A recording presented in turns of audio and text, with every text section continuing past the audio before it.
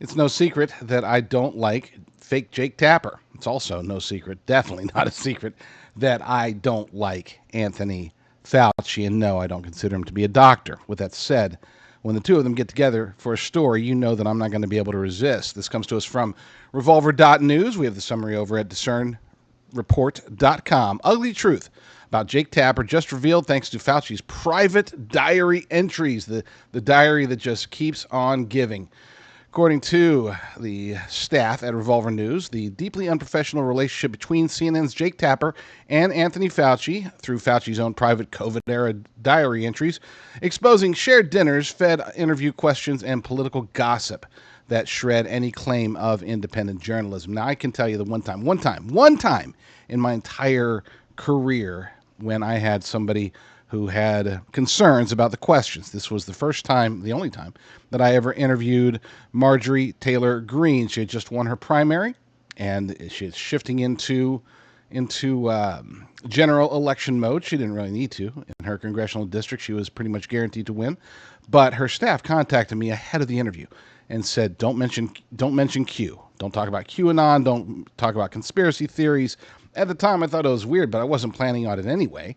You know, I understand that there are times when you treat people differently. You know, I am more aggressive when I'm talking to somebody that maybe I don't agree with. And yes, I am less aggressive if I'm talking to somebody I support. That's human nature. But you shouldn't be sharing. I never would ever share a question with somebody that I was going to interview. But apparently, Jake Tapper doesn't have such qualms. Back to the article. Fauci's personal notes document that he wrote up questions and provided them to Tapper ahead of an interview with one of Trump's top health officials. Tapper privately texted Fauci his thoughts on Deborah Birx, Scarf Lady, complaining that she was getting a little too Trumpy. Uh-oh. Jake thought that Birx, Scarf Lady, was getting too Trumpy. If that's too Trumpy to Tapper, then my gosh, the Trump derangement syndrome was heavy in him at the time. The two men held private dinners at each other's homes. Come on, man. Come on. There's nothing illegal about it, but it definitely goes against any form of journalistic standards. That's not to say that we have to avoid the people that we interview or the people that we report on. It's to say that you don't get chummy with them. And if you do, you reveal it, you know. You say it up front.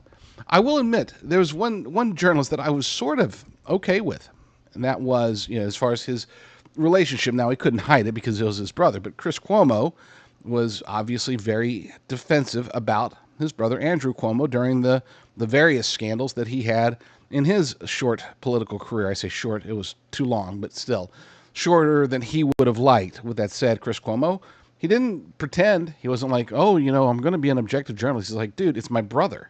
Of course I'm going to be in his corner.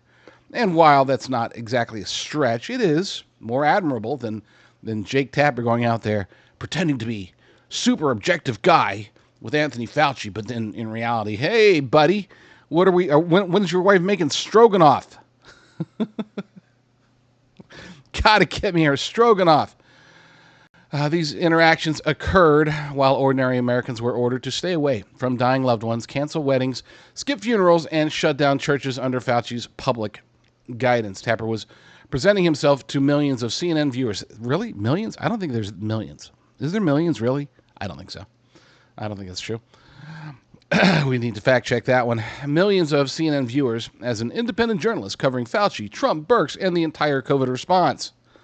The diary entries show Fauci feeding Tapper material, receiving Tapper's political commentary, and treating the journalist as a political bro rather than a neutral reporter. The revelation confirms long-held suspicions on the right that the media-government relationship during COVID was contrived, while Tapper offered no heartfelt apology in response. And of course he won't. That's not Tapper's style. Of all the journalists out there, Jake Tapper's not the worst. There are worse journalists out there, believe me. But he is arguably the most, I guess, delusional about his place in history, his place in journalism, his role as a journalist.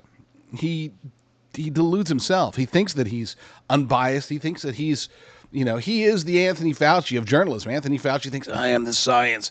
Well, Jake Tapper thinks, I am the journalism.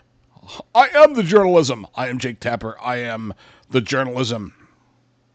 That was an awful impersonation of Jake Tapper, but then again, I am not the impersonator.